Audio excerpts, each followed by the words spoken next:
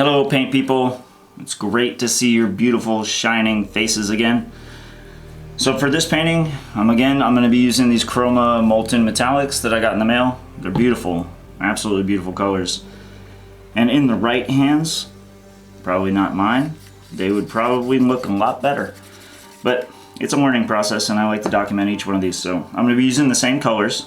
Those colors were Dorado Gold, Red Gold, Pagari Silver, and Xanadu Gold. We're going to be doing a swipe today.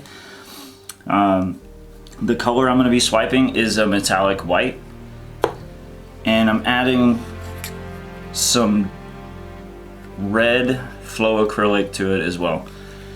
In each one of the colors, except the white, I'm going to put a little bit, 1 to 2 drops of that hair serum to try to bring those cells through the surface through the white, so we get some nice lacing. So I'm going to start speeding through this process so that you guys can see it